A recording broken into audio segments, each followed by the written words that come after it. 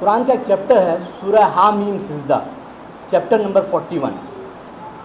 اس کی 3 آیتیں ہیں، آیت نمبر 33، 34، 35 اینڈ 36. بیسیکلی 4 آیتیں ہیں. اس میں اللہ تعالیٰ کہتے ہیں کہ اس سے بہتر کس کی بات ہوگی جو لوگوں کو اللہ کی طرف بلائے. کہ میں اردو ترجمہ آپ کے سامنے پیش کر رہا ہوں. اس سے بہتر کس کی بات ہوگی جو لوگوں کو اللہ کی طرف بلائے اور وہ خود بھی نیک عمل کرتا ہو اور وہ کہے کہ میں اللہ کے فرما بردار بندوں میں سے ہوں. بھلائی اور برائی دونوں برابر نہیں ہیں. تم برائی کے بدلے میں بھلائی کو اختیار کرو تو تم دیکھو گے وہ اور تم اور وہ جس کے بیچ میں دشمنی تھی وہ ایسا ہو جائے گا جیسے ولی حمیم، یعنی کہ گہرا دوست.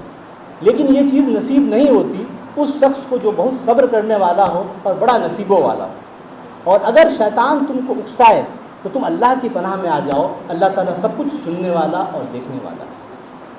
تو اگر آپ دیکھیں گے پروفٹ محمد صلی اللہ علیہ وسلم کو جو لوگ ان کے میسج کو نہیں مان رہے تھے ان کی طرف سے بہت زبردست نگیٹیوٹی کا سامنا کرنا پڑا.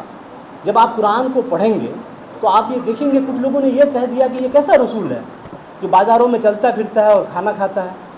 کسی نے کہہ دیا کہ بھئی ان کی باتیں تو یہ تو کیا ہپنوٹائز کر دیتے ہیں اپنی باتوں سے، جادو ہے یہ. کسی نے کہا کہ یہ تو جھوٹے ہیں، کسی نے کہا کہ یہ مجنون ہیں، کسی نے کہا کہ یہ فارچون ٹیلر ہے. تو زبردست نگیٹیوٹی کا سامنا کرنا پڑا. لوگ اس حد تک چلے گئے ان کی نگیٹیوٹی میں کہ ہوتا کیا تھا کہ جو بھی پروفٹ محمد صلی اللہ علیہ وسلم کے میسج کو اپناتا تھا وہ ہر طرح سے اپنی جان تک دینے کو تیار ہو جاتا تھا.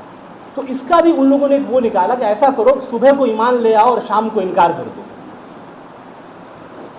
مطلب اس زبردست نگیٹیوٹی کے بعد بھی آپ دیکھیے پروفٹ محمد صلی اللہ علیہ وسلم کا کیا ایٹیچیوڈ تھا.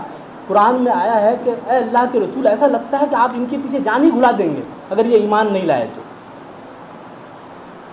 آپ دیکھیے کہ لوگ جو ایمان نہیں لا رہے ہیں ان کا کیا بیہیویئر ہے اور پروفٹ محمد صلی اللہ علیہ وسلم کا کیا بیہیویئر ہے. اس آیت کو دیکھیے، یہ آیت ہو پروفٹ محمد صلی اللہ علیہ وسلم کو کے کردار کو بیان کرتی ہے. دیکھیے اخلاق کی 3 قسمیں ہیں. ایک ہوتا ہے سلیکٹیو اخلاق، یعنی کہ جو میری کمیونٹی کا ہے میں ان کے ساتھ اچھا اخلاق کروں گا، یہ کوئی اخلاق نہیں ہے. دوسرا ہے جوابی اخلاق جس کو ہم لوگ عام طور پہ ایک اخلاق سمجھتے ہیں. مطلب یہ ہے کہ اگر آپ میرے ساتھ اچھا رہیں گے تو میں بھی آپ کے ساتھ اچھا رہوں گا. آپ میرے ساتھ اگر برا رہیں گے تو میں آپ کو اوائڈ کروں گا یا آپ کے ساتھ برا رہوں گا. ایک تیسرا اخلاق کا قسم ہے، اس کو کہتے ہیں سپیریئر اخلاق، یعنی جس کو ہم آج کے ٹرم میں کہہ سکتے ہیں یونیلیٹرل ایتھکس. سامنے والا کچھ بھی کرے ہر حالت میں اپنے اخلاق کو بلند رکھوں گا.